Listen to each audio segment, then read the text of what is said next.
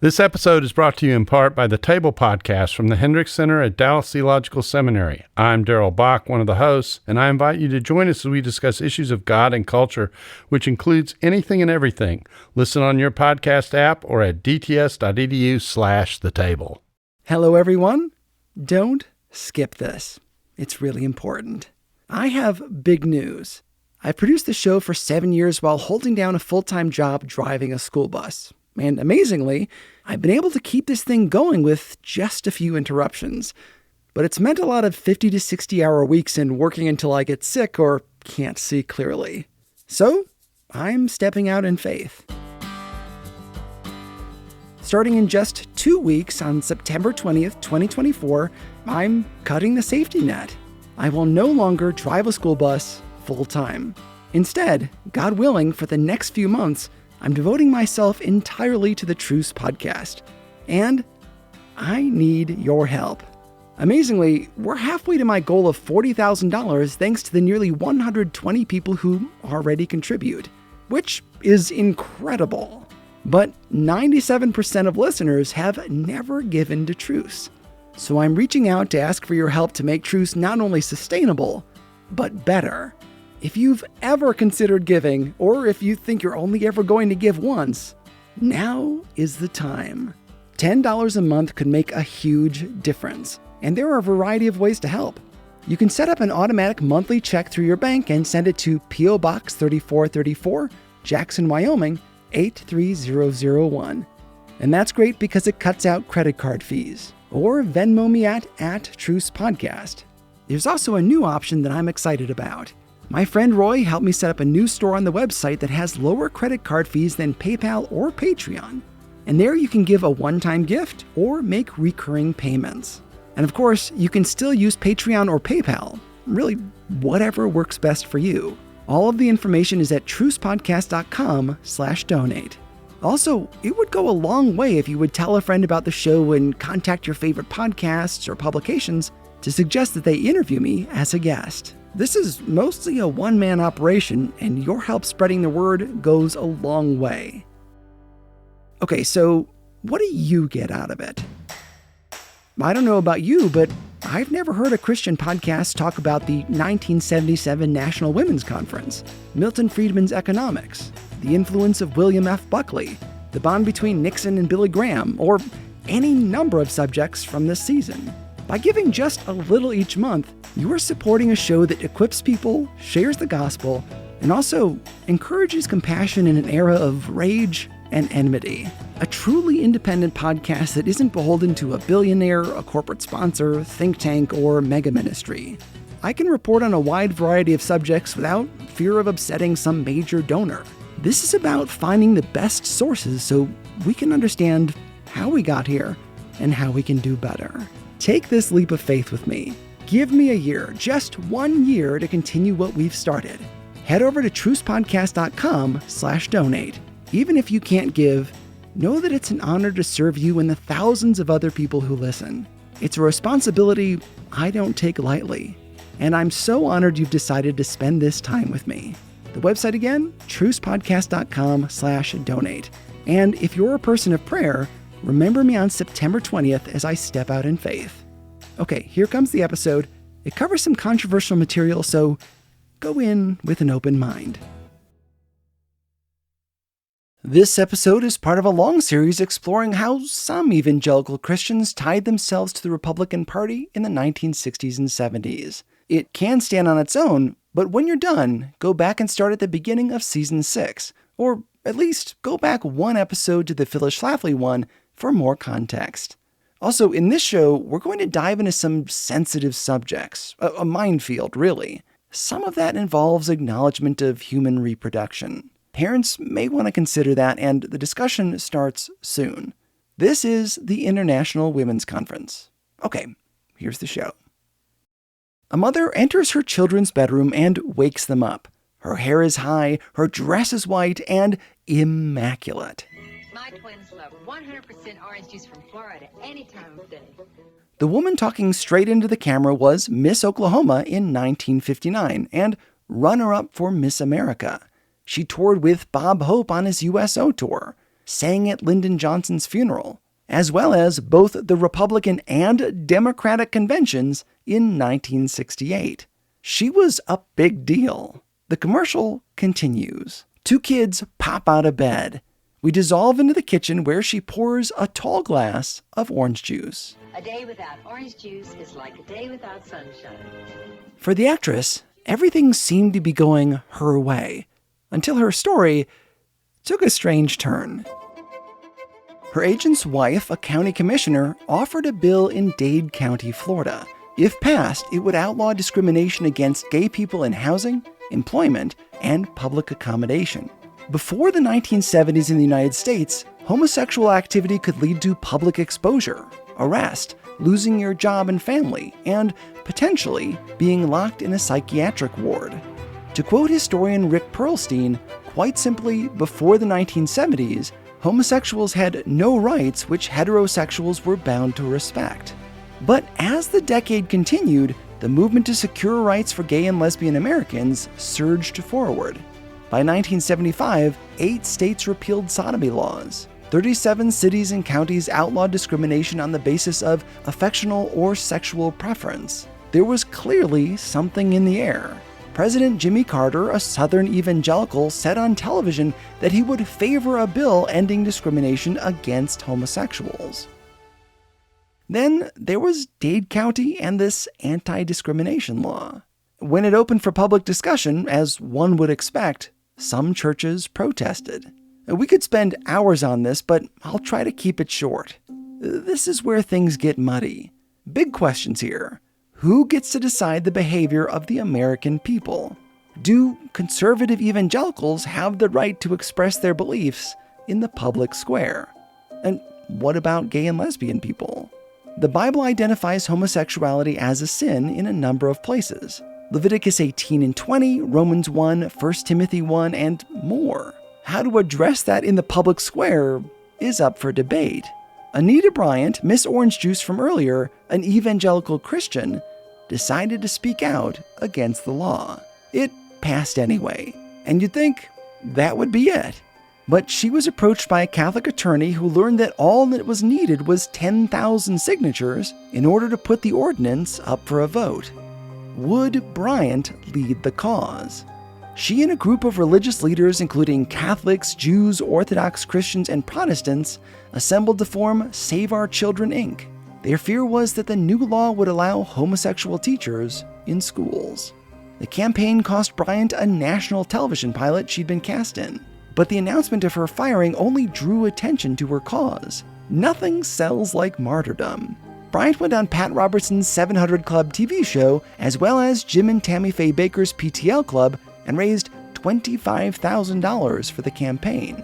Around 10,000 people attended a rally for Save Our Children, where Christian celebrities like Jerry Falwell spoke. She made the cover of Newsweek magazine. Carol Burnett sang a song lampooning her on her popular variety show, wearing a dress with fake oranges bunched up on her shoulders. Because, Anita Bryant was Miss Orange Juice. On Election Day, almost 70% of Dade County voters struck down protections for gay people. The religious coalition won a surprising victory. People attending a gay pride parade in San Francisco held up placards showing pictures of Stalin, Hitler, the KKK, and Anita Bryant. This was not the first contention between gay and lesbian activists and religious people. And I say religious people purposefully, not just evangelicals. It's significant that this battle crossed religious lines. The gay rights movement exploded in the 1970s. So did women's rights. Battle lines were drawn not just between religious conservatives and the homosexual movement, but also between feminists and lesbian activists as one threatened to frustrate the plans of the other. When women had a moment in the national spotlight, the brouhaha around Dade County nearly took the wind out of their sails. Or maybe a better way to put it, nearly took the juice out of their glass. You're listening to the show that uses journalistic tools to look inside the Christian church. We press pause on the culture wars in order to explore how we got here and how we can do better. I'm Chris Staron, and this is Truth. Let's rewind just a few years before Anita Bryant's crusade in Florida. I am Marjorie Spruill, Distinguished Professor Emerita from the University of South Carolina. She's going to help us through some tricky territory today. She's the author of an excellent book, Divided We Stand, The Battle Over Women's Rights and Family Values That Polarized American Politics. Okay, so where did the women's movement stand in the early 1970s? The women's movement by the late 60s and 1970 had become very visible, very vocal, and the conservative women's movement had not yet begun to mobilize. Feminism was being supported by both the Democratic and the Republican parties. That's right. There was a moment when both the Democrats and Republicans supported feminism. But that began to change when the ERA was passed by Congress and went out for ratification by the states. I covered this in the last episode.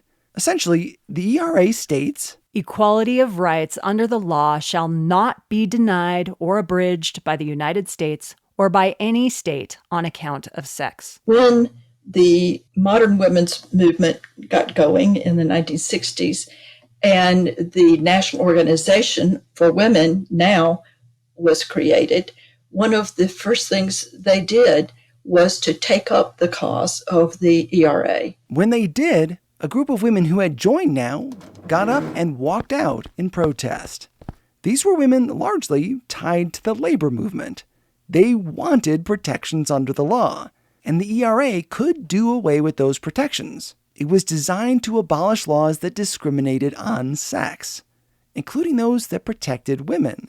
But with some work, the labor unions were able to be convinced, and there was suddenly widespread support among feminists for the ERA in 1972. It took decades, but the ERA passed through Congress and was about to be ratified by the states. But conservative women, led by a Catholic named Phyllis Schlafly, opposed. The National Organization for Women was largely united, at least around the ERA. Despite how we sometimes characterize it in discussions, feminism is not one united ideology. NOW began with a large number of older professional women who were very moderate and pragmatic, with the goal of applying pressure at the federal and state levels to get things done. Very quickly, it began to attract large numbers of younger, more radical women who had come out of the civil rights movement and the New Left. And they were women who were not just advocates of women's rights and racial equality, but they were also questioning many institutions in the United States, including heterosexual marriage and heterosexuality. As Marjorie wrote in her book, these newcomers had more revolutionary goals, many of them challenging such basic institutions as capitalism, marriage, and heterosexuality, disdaining traditional gender relationships and dependence on men. "A woman without a man is like a fish without a bicycle," was a favorite phrase. Not every woman was on their side. Betty Friedan was hesitant to support pro-lesbian causes.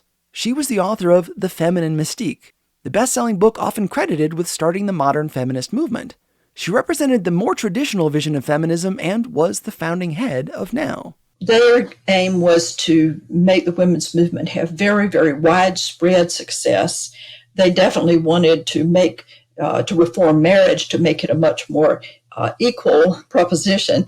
But they were afraid that if they took up this cause of lesbian rights, that it would be used against them and that it would really limit the appeal of their movement, alienate large numbers of heterosexual women, as well as male politicians whose support they were trying to attract. Her concern was that bringing in gay and lesbian issues would hijack the conversation and make it easier for opponents of the feminist cause to ignore them. Friedan said, "For me, for every woman, or most women surely, the women movement, women's liberation, the equality we now demand had nothing to do with lesbianism or giving up, renouncing, denouncing the love of men." Her concern was that, in her words, lesbianism would become a, quote, sexual red herring that would boomerang into an era of sexual McCarthyism that might really paralyze the women's movement. Some women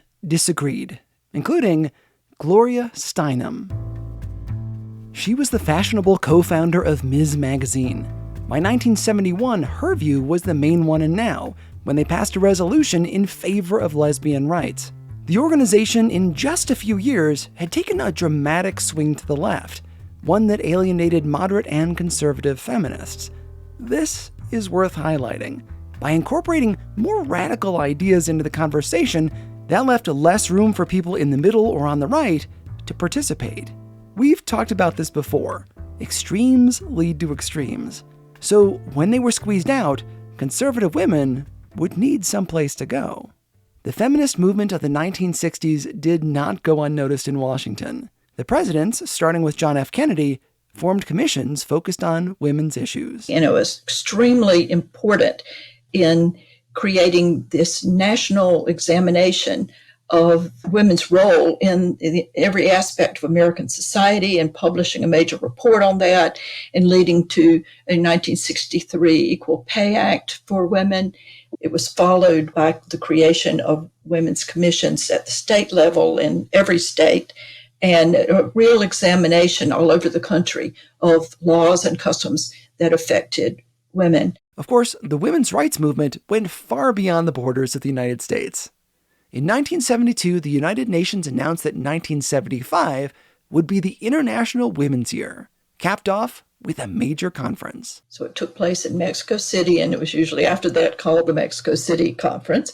It was in anticipation of that President Gerald Ford appointed the National Commission on the Observance of IWY in order to coordinate the U.S. participation. Women from around the world would gather in Mexico City and put together recommendations that they could then take back to their homes in order to make a difference. But of course, there were complications.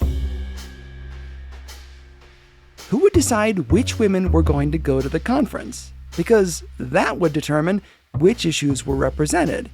Some countries sent all men. Certainly in the United States, there were a lot of American feminists who were frustrated that their country's interests were going to be represented solely by a group of women appointed by this conservative Republican man, Gerald Ford, and suspicious of the people he picked. Basically, Gerald Ford picked Republican feminists led by the wonderful Jill Ruckelshaus to lead it. But still, they were moderate, pragmatic, perhaps liberal leading on social issues or women's issues group. And people like Betty Friedan and Bella Abzug and Gloria Steinem were impatient with the fact that they were going to be the ones representing the United States. But that was true not just for Americans, but from all over the world. There were groups that were non-government organizations, NGOs, that wanted to have more of a role in this. So they held a separate conference a few miles away to discuss their concerns. Worried that their voices would not be heard, the left did their own thing. Remember that, because when the US held their conference, the roles were reversed, and people on the right hosted their own conference. The difference in Mexico City is that both conferences worked towards feminist goals. Betty Friedan, the author we talked about earlier, and Bella Abzug attended the alternate conference. There, a wife of a Bolivian tin miner accused the North American women of pushing their specific political agendas like abortion, while women like her needed the conference to address issues relatable to a broader group. Stay away from what we now would call first world problems. Instead, they ought to discuss things like even distribution of wealth and women in poverty. The official conference created the World Plan of Action, a plan that women all over the world could use to strengthen their position in society.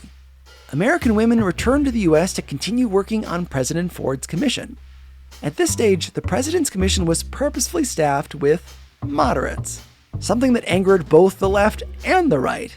The left wanted to push for abortion and lesbian issues, and the far right didn't like the idea of Americans following the UN's lead, something they saw as the beginning of a one-world government a la the Book of Revelation. Phyllis Schlafly and other women on the far right were not invited to join. American feminists, including Bella Abzug, Congresswoman from New York, and Patsy Mink, a senator from Hawaii, both Democrats, took the forefront in suggesting that there be a national women's conference in the United States. And they began lobbying Congress to mandate and fund this conference. They would structure the American conference in such a way as to avoid the problems of Mexico City.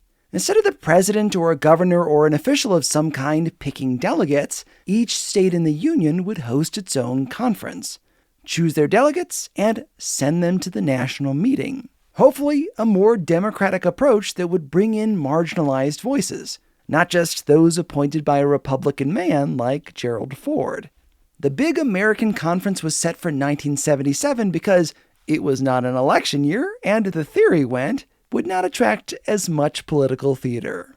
The end goal was simple. Discuss it at the state level. They come together and they approve a national plan of action that would then be submitted formally to the President of the United States, and he and Congress would be expected to be influenced by it. It was a chance to get women's issues right in front of changemakers, and the people tasked with putting it all together? The President's Commission. When Congress approved that to the tune of $5 million, though by the time that they actually held the conference, Jimmy Carter had won, and then he appointed Bella Abzug to lead that conference that she had helped to make happen. Bella Abzug. Now, that's a name to remember. As the head of the commission, she became something of a lightning rod. She was already a controversial woman.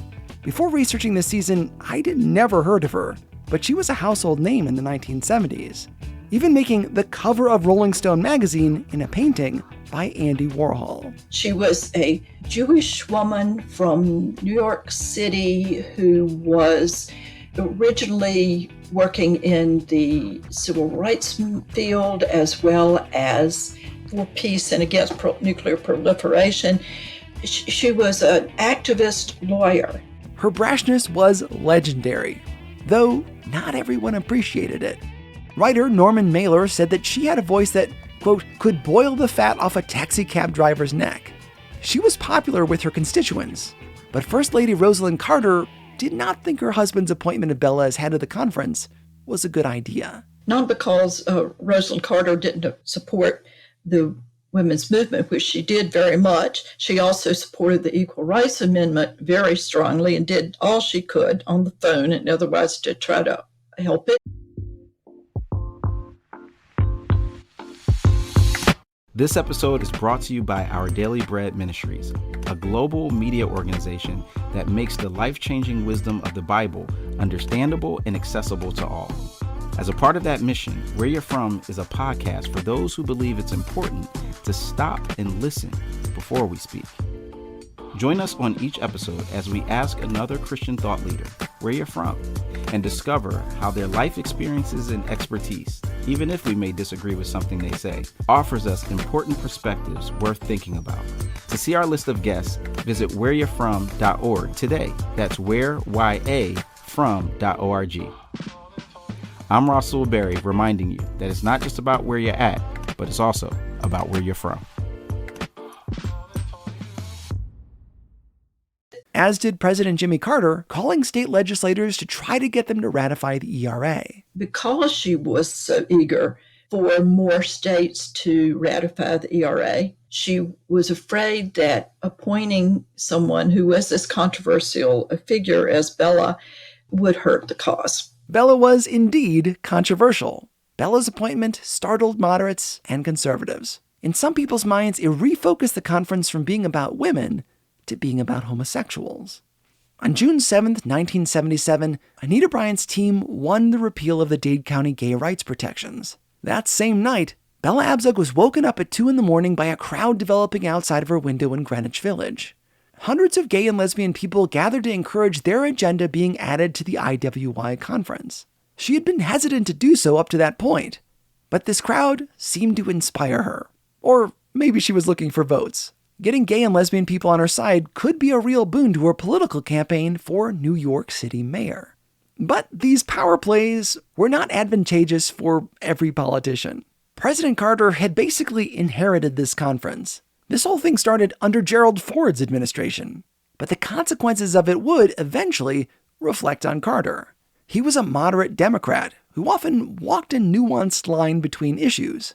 An evangelical Christian who said he was personally against abortion, but would not veto laws to stop it. Again, nuanced.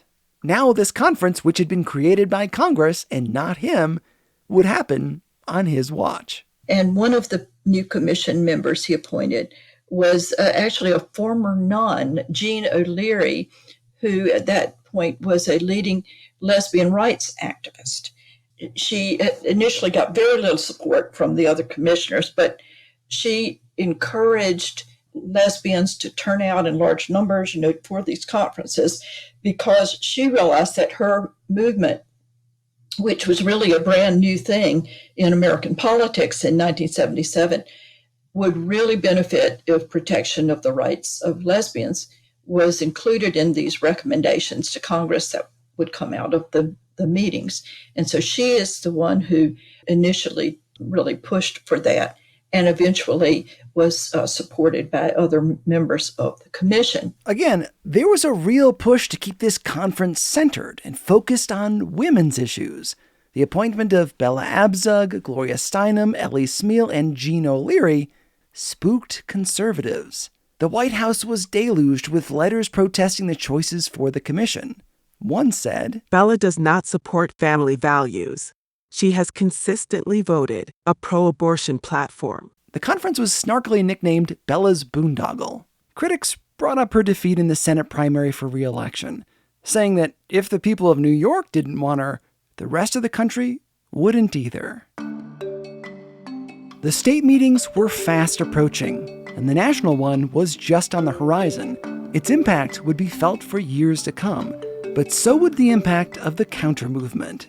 1977 was a pivotal year that brought together Catholics, Jews, Protestants, and Mormons. Why? To protest the conference. I'll continue the story after these messages. If you're enjoying the show, please take the time to tell a friend. Send them a text while you listen to these ads. Welcome back. FYI, this next part may not be suitable for the little ones. By 1973, Vietnam POWs were coming home, and the news was full of stories, not just about soldiers touching American soil, but also what they encountered once they got home. The Vietnam War was obviously contentious. We all know that. At the same time, there were also civil rights marches, women's movements, big societal shifts. There was concern that the men coming home wouldn't recognize the country they'd left. Like Rip Van Winkle waking from his nap. On the front page of the New York Times on February 5th, 1973, you could meet a wife who bought a new Persian rug while her husband was away. But she hadn't taken it out yet because she wanted the place to look exactly the same as when he left. Make it feel like he'd never really gone. Other women were not so restrained. We meet Alice Cronin. Mike married a very traditional wife. I worked for a while, but I didn't really like it. Now my ideas and values have changed. She continued further down the article. Mike was pretty straight when we were married, and I was too. He's missed out on a lot, living a more casual lifestyle, being non-materialistic. Then there are the shifting sexual mores, the whole thing about relationships not necessarily being wrong outside of marriage. I know myself really well sexually, and he's missed out on a good deal of that. Media outlets carried stories like Alice's night after night. Those of women altering their moral compass while their husband was gone. And the sometimes negative or violent responses when POWs saw their wives for the first time, only to realize they'd been swinging. For the men coming home, this must have felt like a time warp. They left during one era and came back in another. It's kind of easy to lose sight of how sudden that change was, even for people who remained stateside, as tradition gave way to the swinger lifestyle. It's into that world that these battles over the National Women's Conference were born. The IWY, or International Women's Year Conference, was supposed to give voice to women, especially amplifying Indigenous people and those of color. But there was at least one group who felt left out: conservatives. Conservative women were not well represented on the President's Commission or in the National Organization of Women as the far left took control. A big slice of the American people were overlooked or intimidated by the appointment of women on the left, shortly after wives of soldiers went public about how they got their groove back. Remember, extremes lead to extremes. If the left moves further left, the right often moves further right to compensate. This neglect of conservatives left a deep resentment. One of my big questions is, what would have happened if both liberal and conservative women had been represented from the get-go?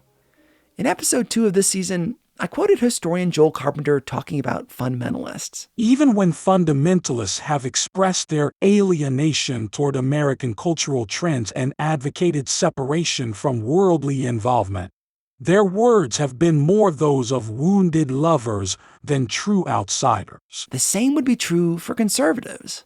This exclusion from NOW and the IWY was a wound, and people love to rally around a wound, especially people like Phyllis Schlafly. You may recall her from the last episode. She almost single-handedly stalled out ratification of the ERA. Her Eagle Forum group was busy haranguing legislators in favor of family values messages. In 1975, Schlafly and company had pretty much felt like they were on a roll and that they had stopped the momentum of the Equal Rights Amendment. And then right at that time, Congress adopted this plan that there would be these state conferences funded by $5 million.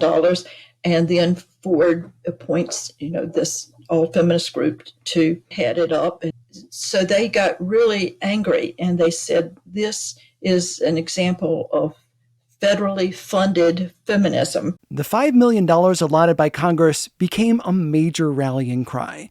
We'll get into evolving ideas about economics soon. But conservatives were moving more and more toward the idea of small government. Here is Phyllis Schlafly speaking in 1977 to John Calloway on WTTM. Listen closely for an economic argument. The Women's Liberation Movement's current vehicle is the Commission on International Women's Year, which has been having these state conferences all over the country. Now, it's interesting, if you look at those resolutions, they all call for Big Brother in Washington to solve their problems for them. Take care of your children, find them jobs, give you a shoulder to cry on. All their resolutions are the federal government should do this, and the federal government should provide this type of money, and so forth. Did you hear it? She's talking economics. Don't let that nugget get lost. You can hear the seeds of libertarianism, the love of small government, even in this short little clip. But it's often lost in Schlafly's snark, like this little bit that came next. And I think it's very interesting that these women who try to tell the world that they're self-reliant and independent and as capable as men look to the federal government to solve all their problems. See, you can hardly remember the economic argument because of the snark. But don't forget, what gets construed as a simple anti-feminist agenda goes a little deeper. Nothing this season is easy. They were determined to stop it from happening. In fact, they filed court challenges. They tried to get Congress to repeal it, etc. They only managed to lower the amount of money from the original $10 million to the $5 million Congress landed on. When they failed to stop them from happening, they said, what we have got to do is to take them over. And this is where we really get to see the ingenuity of the conservative women's movement. They thought, if the federal government wants to fund ideas that we disagree with, we'll do what we can to play the system. Now, remember the plan that the commission came up with after the Mexico City conference? Each state meeting would choose delegates for the national conference. Now, if the conservatives could get chosen for those spots, their people would get sent to the national conference and they could shut down the leftist ideas they disagreed with. They created an organization that they called the International Women's Year Citizens Review Committee. The CRC. Schlafly began appointing women that were her sort of lieutenants across the nation. Who would not just attend the state conferences, but flood them with conservative voices, then vote down the feminist agendas. If they couldn't take them over, then they wanted to very much disrupt them. And so they did things like drowning things out or blocking access to the elevators. Paying the $2 entry fee with 200 pennies or $20 bills to slow down the registration process. They blew whistles. Instead of pre-registering, they showed up en masse the day of the state meetings. They clogged the building's arteries or overwhelmed whole rooms. Tripping people as they went by, this kind of thing. These were, of course, things that they were accused of doing. There was also an incident in Alabama where a young African-American woman who was a college student was speaking at the microphone on the floor against restriction of abortion, and an Eagle Forum woman who was white, slapped her across the face. So when these kinds of things started happening, then the press really got into it, and they absolutely delighted in portraying these meetings over these very serious issues about women's rights as catfights among women. People love a controversy, but the noise got in the way of the issues. Conservatives used the Phyllis Schlafly report as a way to share information and talking points. Twists of logic that would turn the recommendations of the conference into a conspiracy. Like this one. The president should direct the vigorous and expeditious enforcement of all laws, executive orders, and regulations prohibiting discrimination in employment. Simply put, the feminists wanted protection for women in their jobs. Writers at the Phyllis Schlafly report stretch that to mean the full power of the federal government should be used against private employers to enforce preferential treatment of women, pushing the interpretation of the recommendations to an extreme. Women with ties to the John Birch Society spread conspiracy theories that the National Conference had connections to the United Nations to advocate for a one-world government, socialism, and call for disarmament. Old tropes that the far right called on whenever they wanted to stir up fear. The state meetings were often run by moderate feminists. States like Alabama left the ERA and lesbianism out of the platform to welcome a wider audience. But once the meetings began, participants could propose new topics. As the summer ramped up, objections by conservatives grew louder. That was in part because of Anita Bryant's crusade against gay rights in Dade County, Florida, the stuff I started the episode with. Bryant was far from tactical with her speech. She was brazen and sometimes outright mean. The conservatives in Florida began to realize that their case against gays was falling on deaf ears with women largely, who just did not see these people as threats.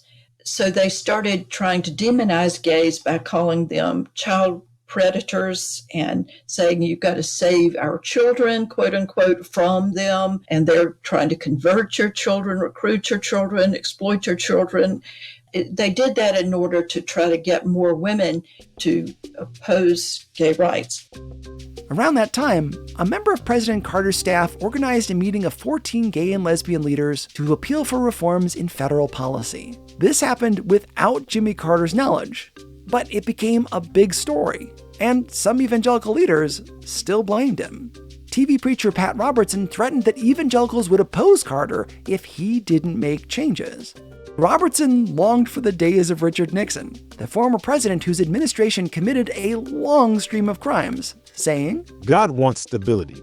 It's better to have a stable government under a crook than turmoil under an honest man. Now, just hold on a second. There's a lot to unpack here.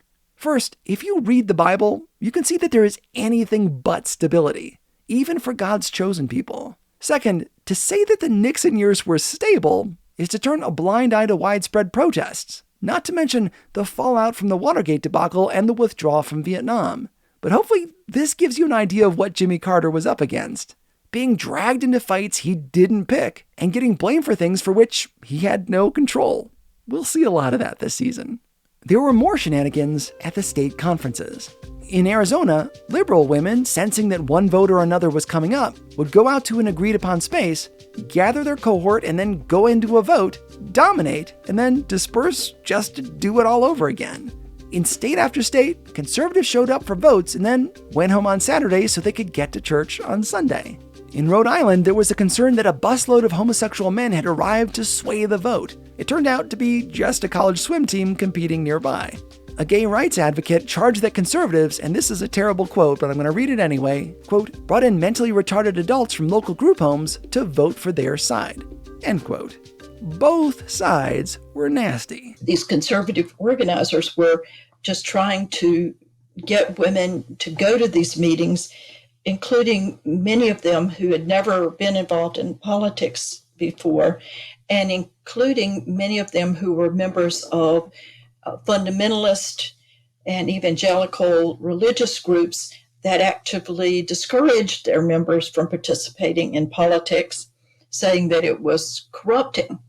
And so some of these, including Pentecostal churches in Mississippi, would bus the women from their churches with the ministers with them to supervise them and instruct them to vote against this outrageous, ungodly, evil agenda that the feminists had. Fundamentalists, if you remember, were not all alike. There were those like Harold Ockenga who believed in engaging the culture, and those like an early version of Jerry Falwell who taught that we should be separate. Things were changing for fundamentalists. They would come in by the busload, very angry, and a lot of them carrying children, and they would keep the children with them all day instead of put them in the child care places that had been provided, because that was by the evil feminists and they weren't going to be exposing their children to them. And I mean, this is the kind of mentality. And so in Mississippi, they were led by several men, including Richard Barrett, who was a far-right white nationalist lawyer who lived in Mississippi. And he and others saw this whole thing as yet another example of the federal government trying to cram radical ideas down the throats of Mississippians, and they were just not having it. So the buses rolled in, once again bringing in way more people than were registered in advance. It's possible for us to get buried in all of this discussion, so let's point out some of the topics they pushed. Immediately took control of the meeting and voted the feminists down on everything, voted to suspend the rules, and adopted a whole set of resolutions that were profoundly conservative, including hostility to Social Security. Notice another issue of economics, like we saw before, with some racism mixed in. Support for Rhodesia and white apartheid South Africa. And then they elected an all-white delegation to go on to the national conference, including quite a few men, some of whom were involved with the John Birch Society. So add conspiracies into the mix. And one woman who was actually the wife of the head of the Ku Klux Klan in Mississippi. Don't walk away thinking the only issue in these debates was homosexuality. There were lots of things in the air, not the least of which is one we haven't really touched on. What do we consider to be the ideal woman in society? Is it a fast-paced career gal? An unmarried woman who swings like those making headlines? A brassy social activist like Bella Abzug? A mother with children and a job? A stay-at-home mom with kids, a husband, and a mortgage? There were lots of issues on the table, and many different kinds of women behind each lifestyle. Our tidy stereotype of who was on each extreme will only get us so far. In Salt Lake City, it was Mormons who were the disruptors, busing in 10,000 of their own. They nominated only conservatives to send to the national meeting and passed resolutions against the ERA, abortion under any circumstance, wide availability of contraceptives, and against sex ed in public schools. Meanwhile, in Hawaii, there was a lesbian-themed dance and sketch show. Still, somehow in Hawaii, 60% of the delegates that were chosen were LDS, even though the state was only 3.2% Mormon. LDS members had actually supported the ERA just 1 year earlier. But then in 1976, the Mormon Church declared it a moral issue. We recognize men and women as equally important before the Lord, but with differences biologically, emotionally, and in other ways. ERA, we believe, does not recognize these differences. There are better means for giving women and men the rights they deserve. LDS involvement in the state conferences is huge, as was the involvement of Jewish leaders like Rabbi Phineas Weberman, who turned the tide against homosexuals in Miami. Phyllis Schlafly was Catholic. Pat Robertson was a Pentecostal TV preacher, and Jerry Falwell, a fundamentalist evangelical. This kind of cooperation on the religious right would not have been imagined just 20 years earlier. It earned the name co-belligerency, and it found theological backing from guys like Francis Schaeffer. In the accounts of some historians and reporters, it was plain racism that brought these different forces together. In her book, Marjorie argues otherwise. A lot of people don't realize the importance of these state meetings in creating this coalition that became known as the religious right. And I believe that the religious right had its origins in this fight, first against the Equal Rights Amendment, and even more so against feminist control of the International Women's Year conferences. These battles are interesting. They say a lot about where we were as a nation in the 1970s. As we'll explore later this season, issues around schools, busing, segregation academies, economics, tax incentives, and a host of other items get credited for bonding evangelicals to the Republican Party. And they played a big part. But first came the bonding of the religious right as they fought against the National Women's Conference. Before evangelicals embraced the GOP, they rallied with other religious people around these issues. And the left was coalescing as well. The ferocity of the right-wing strategy brought together women on the feminist side, even those who had not wanted to support the pro-lesbian stuff, until they saw that they had a common enemy. Try as they may, conservatives were unable to derail the National Women's Conference, nor were they able to take it over by claiming enough delegates to steer the conversation. They had substantial control of delegations in only 3 states. Conservative women were faced with the reality that this nationally recognized event was going on without them. Their complaints before Congress led to hearings, where they listed a wide range of grievances from the lesbian dance performances in Hawaii to the sale of sexually intimate items and hawking anti-God books. But the hearings did not stop the conference. Those on the far right faced a decision. Do we continue to stonewall, or do we put together a meeting of our own? They decided that if their voices were not welcome, they would host their own rally, one where conservative ideas were amplified. In doing so, they not only drew media attention away from the main event, they also sparked the pro-life and pro-family movements. And they had just a few months left to do it. I'll continue the story in the next episode.